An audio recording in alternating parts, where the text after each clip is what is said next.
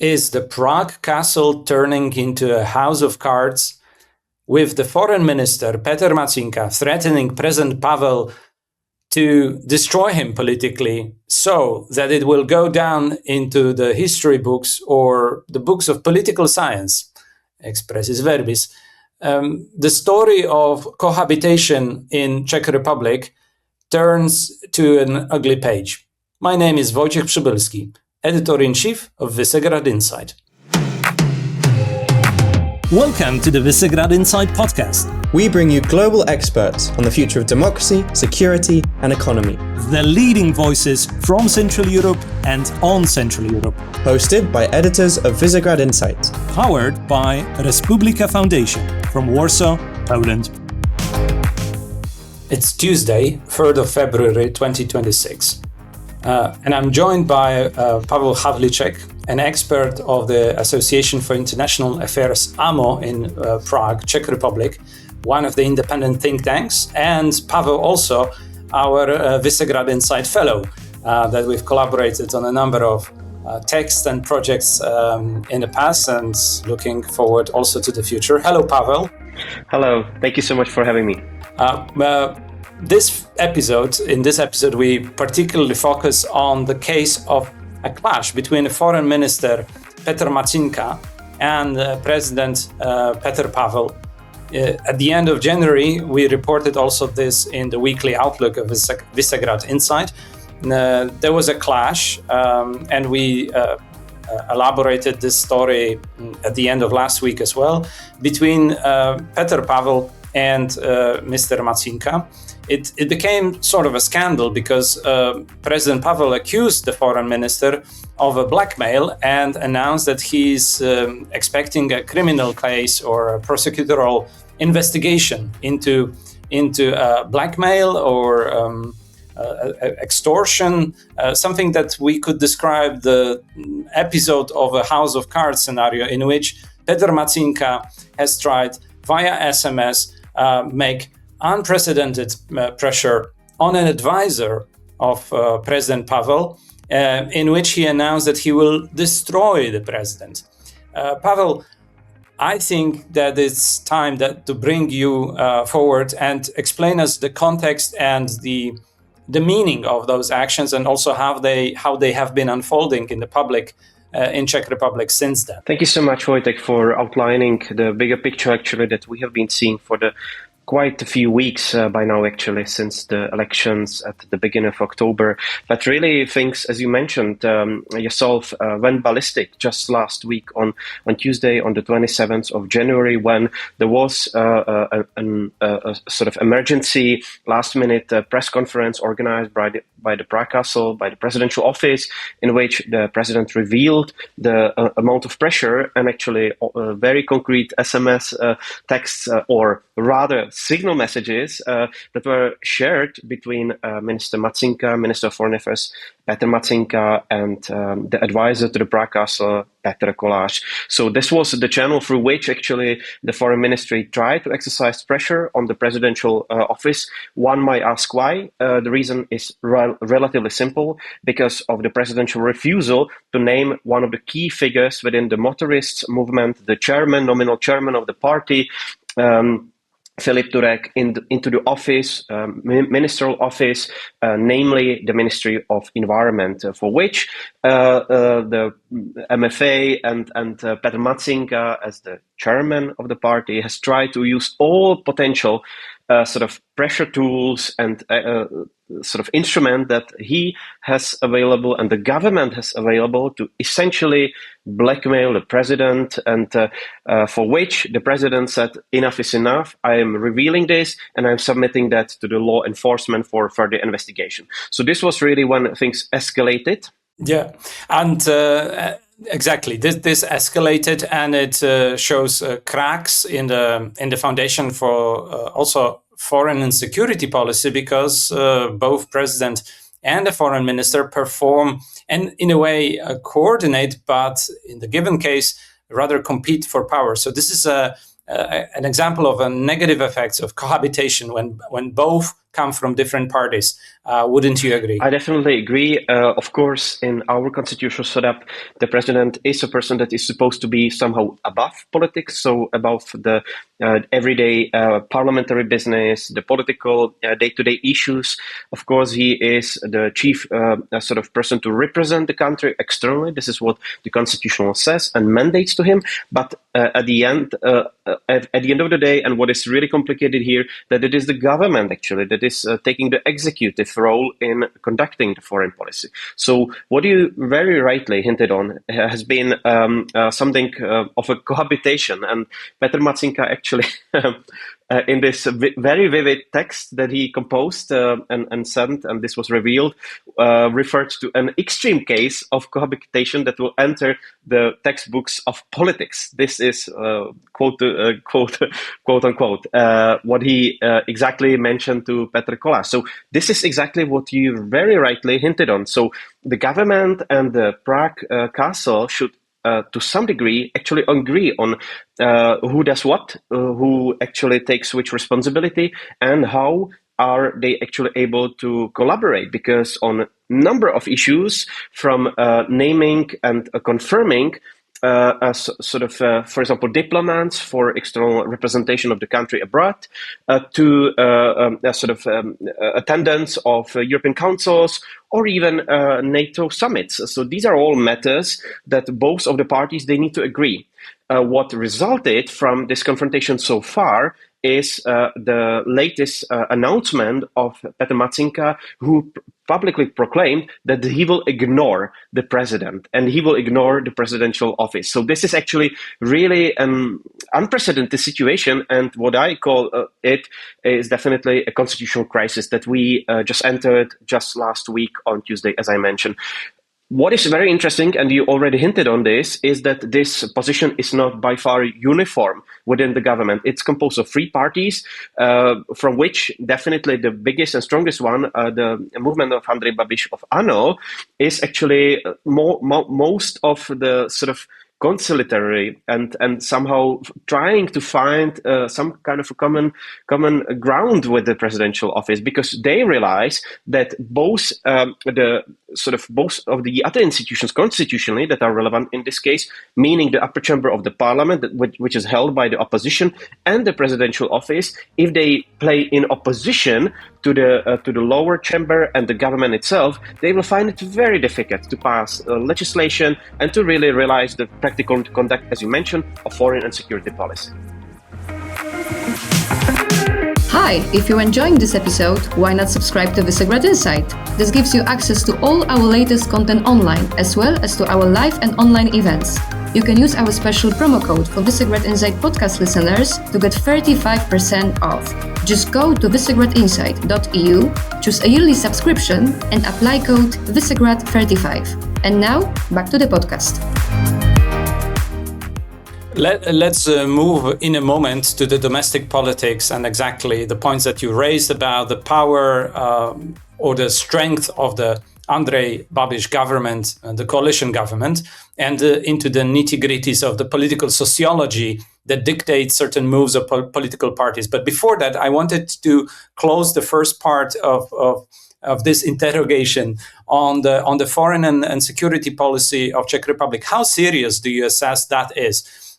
We have seen a certain announcement. I'm not sure this is going to hold, that Petr Pavel would not be representing Czech Republic on behalf of Czechia, on behalf of the government, to some of the meetings where he is actually added value above the weight of Czech Republic, you would say, because of his embeddedness and reputation in the NATO structures, for instance, in the security environment, and having led in the past initiatives like the Ammunition for Ukraine initiative.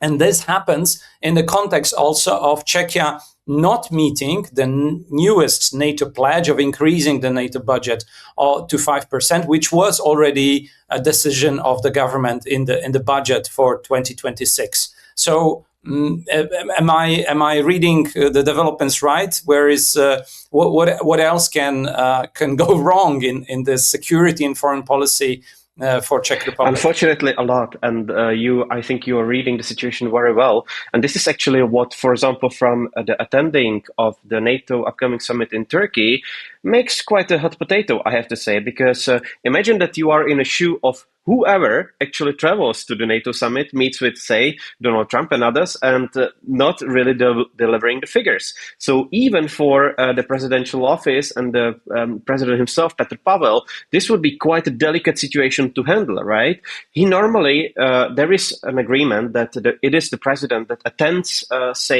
meetings of the NATO summit, and then on contrary, for the European Council, it is usually the head of government, the prime minister, that actually goes there, and they need to divide the labor, so to say, and they indeed make use of their sort of credentials for the president. Indeed, the former office of head of the military committee, one of the very few from Central Eastern Europe actually to hold this office.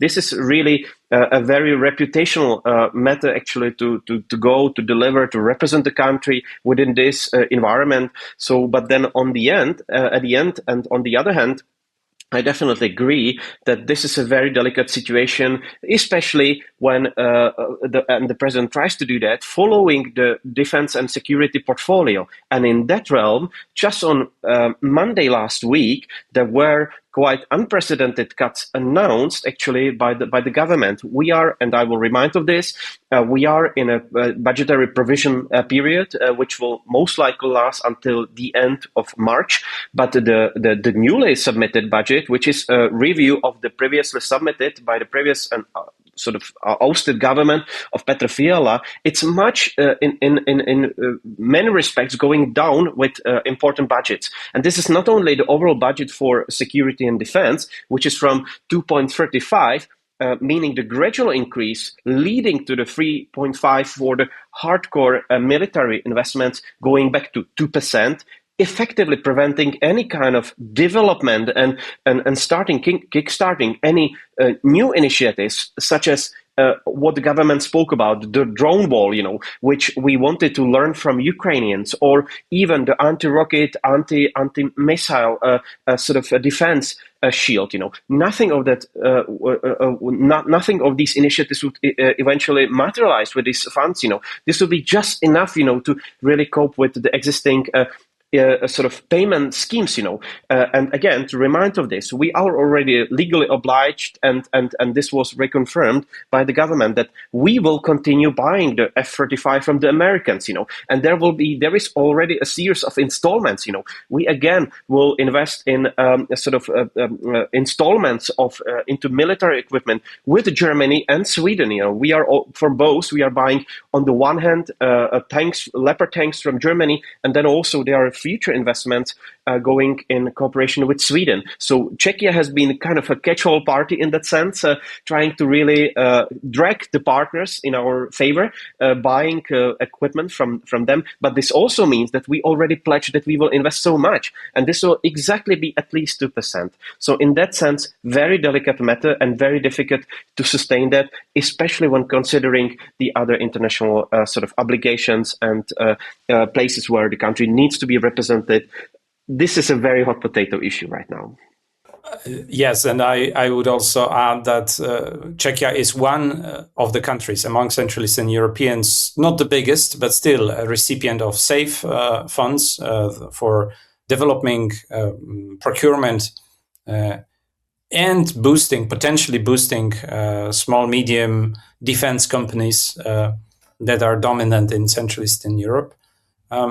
So again, that to me reads at least as incoherent policy. But maybe we need a special episode devoted exactly to the defense and military industry in Czech Republic, which is an interesting case in its own. And I think, Pavel, we just hopefully scratch the surface, and we can go deeper into that in another episode. But let me now focus on the question of political sociology. So in a recent article by Hospodářské noviny that reviews a collective study of several opinion polling agencies which are coming together as a report, Echoes of Elections 2025, there are interesting findings. And those findings tell us that the party of motorists, where Petr Macinka is the leader and the party itself is a coalition member, has reached the 7% point in terms of popularity in the recent vote in the national elections, basing to a large extent on those who elected also Petr Pavel. President Petr Pavel has been in large part supported by the very same people who today are the voters of Petr Macinka, and the two elections were not that far apart. Also, the interesting part is that those voters, predominantly younger male, below 44, under educated or performing, their jobs exactly as car mechanics or people working with manual labor, not having often even high school graduation, they are not the voters. So they did not vote for Andrej Babiš, the leader of the government, and they could be described probably as protest voters. So what does it tell us about the political sociology, the society and the voters groups, for which obviously this game is aimed at? I mean, Petr Macinka does not do these things simply for power politics. He is acutely aware, I'm sure, that the chances that Motorist Party will make it to the next parliament are not that high. So he's fighting really hard to make his name and his party name remembered and sticking to the electorate. Right? Is that the game? I would say largely yes. I think there is really a mix of motivations behind what Petr Macinka has been doing vis-a-vis the president. And we know that this is not new. This is not a week-old affair. This has been going on for months, since really the day one of the post-election development. We know that. We know that for Petr Macinka, the personal friendship and also some level, I would even say, admiration towards Filip Turek, the nominal sort of the official, or how to say, the key representative figure of the motorist movement. He was probably the one really appealing to the voters, to the electorate that you very rightly describe as primarily male, sort of the lower part of the age pyramid, for sure, actually. So meaning the first voters, but also people in their sort of mid-20s, mid-30s. This was where the party really scored very highly. And we could say that this was rather the opposite for example, the party of Andrej Babiš, who very much focused on the sort of pensioners. This was his leading base. So this really explains a lot of sort of post-elections, even to some degree, surprising moves, to external audience, such as the motivation of Andrej Babiš to take primarily not only the domestic portfolios, but these portfolios that are relevant for the older age group. He was, at the first place, interested in Ministry of Healthcare. This is not very much a usual topic, right? Education also being there, as he has a good representative, for that, credible figure for this portfolio. Social affairs, things like that, So this is really where very much he has been focused on key portfolios for his electorate. So what you describe very rightly as this complex analysis of who is standing where, what is the age and also gender sort of nuances of the electoral process and what it showed to us. This is very much a delicate method that then drove very much the decision-making behind, for example, the current composition of the government. That is also why Andrej Babiš did not focus on foreign or security policy himself, because he understood very much that this is not a leading portfolios for his electorate once again. So that's interesting. But help us understand the messages of motorists then. Sorry for interrupting this, but just help us understand the motivations, the key messages motorists bring forward, and in particular, Mr. Turek. You're absolutely right, and I was just going to that.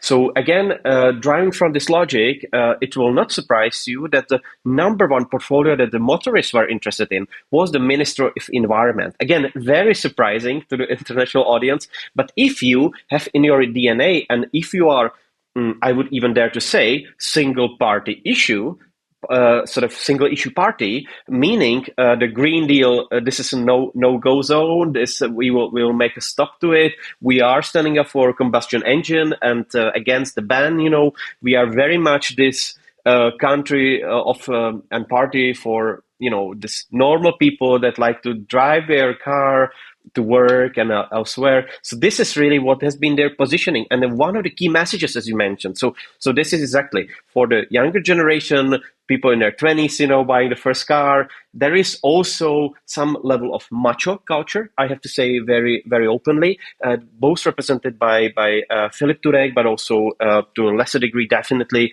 Petr Macinka, but especially with Filip Turek, this has been one of the driving logics, right? Even sexualization of this topic, this macho culture, the strong personality, former racer logic, person that is, very much investing in this appearance.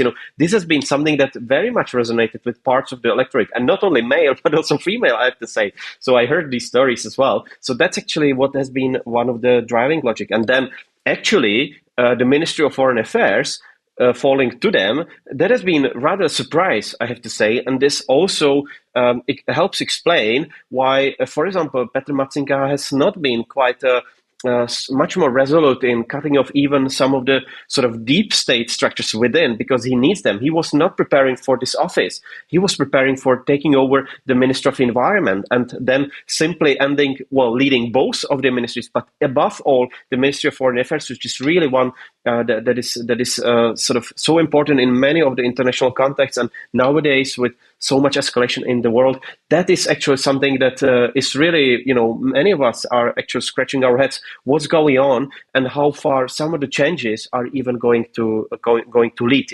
including when having some detrimental effects on our relations with key partners, including Ukraine, but also our standing in, say, development aid, the democratization support, and many others that are actually important for our allies and our own international standing. Hello again! If you're enjoying this episode, make sure to give us a rating. It really helps boost our platform and invite more guests for you, our listeners. Finally, Pavel, let me ask you the question about exactly the scenarios ahead for Czech Republic. At the very beginning of the conversation, you mentioned a potential constitutional crisis. Here, we're also speculating about foreign and security pathways, maybe closing doors rather than opening pathways, but also in terms of political game and the prospects of party dynamics. What do you expect? So the three questions stand: constitutional affairs, foreign security policy of Czech Republic, and the party game, the sort of, you mentioned maybe breakdown of the government at some point. Whether we should even expect early elections, I don't know, because I think it's much more difficult to have early elections. Rather, you reestablish or you reconfigure the existing governments within the term.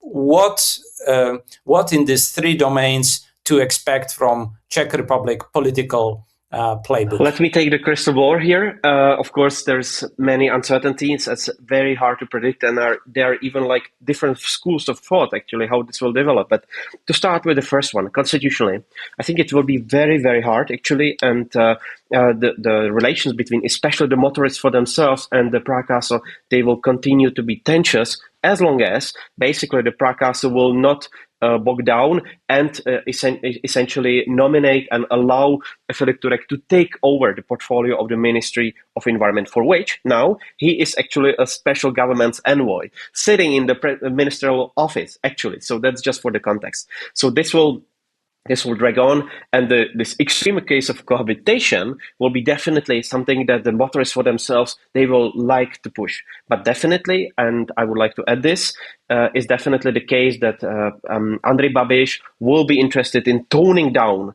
and establishing some kind of business, not as usual, but some level of normality in between the two parties, because they really essentially need each other for normal way of doing things and allowing the changes that the government proposes to take place. So that's actually on the first side. On the second one, and I think this will require maybe another episode even, but if to have a look at very simply at the motivation of individual parties of the government, and then maybe judge from that if we are even sort of nearing the possibility of early elections, I would say rather no, because for two of the three parties, this electoral process and this mandate of the parliament is somehow existential. This is both for motorists for themselves, currently polling at 4.9, below the threshold to enter even the parliament yet another time. For the far-right grouping, which is now composed of four parties, we haven't really discussed that too much, but under the leadership of Tomio Okamura, the chairman of the lower chamber of deputies, this is definitely really, they are driving on the edge. They polled around 6-7%. They are still around that, but this is essentially, and they made in October far worse result, four parties together from the far-right coalition than one of the parties 4 years before. So that's really, they are not really leading the agenda. They are really just trying to mobilize the electorate and somehow survive. So that's essentially their logic. The third actor, and this is one of the leading one and the most important for us indeed, is Andrej Babiš. But his motivation is completely other one. He reached the highest in country's history, or second highest actually, the best result that the party can have in Czech politics, which is rather fragmented, many parties and a lot of factors. He did very, very well, but he ended up in this hang parliament to some degree, and he was forced to go in coalition with this small dwarf parties actually. But what is important for him is unfortunately, I have to say out loud, his personal benefit, his personal motivation, and above all, not being prosecuted by the Czech police and the law enforcement for the subsidy embezzlement, in which the Storkness case, very well-known case, dragging for many years, and the vote on him sort of being deprived of the immunity by the parliament will take place in several weeks. So that is the moment to watch for him, and also in his behavior towards the smaller parties, because what is generally assumed that it is rather more likely that this government will stay, but it will be a very different government post this very crucial vote by the parliament, before sort of preceded by the vote of the immunity committee in the parliament. So these will be the two moments to watch. How the committee behaves, they very much made sure that this is in their hands, and how then the parliament will vote. When then this moment is over, this will be a different game. And I think Andrej Babiš might be much more empowered to take matters in his own hands and really be a different leader than we have seen so far. But that's just my estimate, and it's one of the schools of thought on this. So that is a very interesting point to conclude. We watch for the proceeding of the parliamentary committee that may or may not deprive Andrej Babiš of immunity, so that the prosecutorial case against him on corruption charges we actually reported years back that drags on, as you mentioned, embezzlement of funds. That is potentially the key political motivation of the only oligarch in Czech Republic that decided to come up front and run in politics, not from the back benches of his cabinet and offices, business offices, but he actually made it up front, also potentially to protect his freedoms, his personal freedoms, as he now is under scrutiny from both the EU and the Czech legal offices. Thank you so much, Pavel Havlíček, he was with us to report and to describe the situation and show the perspectives for Czech Republic. We need to talk again. Absolutely. In non longer future. Very happy to do that. Thank you very much. Thank you so much, Wojciech, for having me. This is Wojciech Przybylski, Editor-in-Chief, Visegrad Insight. Very pleased to have this conversation, and I hope you learned quite a lot about Czech Republic. Stay tuned and follow us and subscribe to Visegrad Insight for more stories also on Czech Republic. And that's all from this week's episode of the Visegrad Insight podcast, bringing you the leading voices from Central Europe and on Central Europe. Make sure to subscribe, and we'll be in touch next week.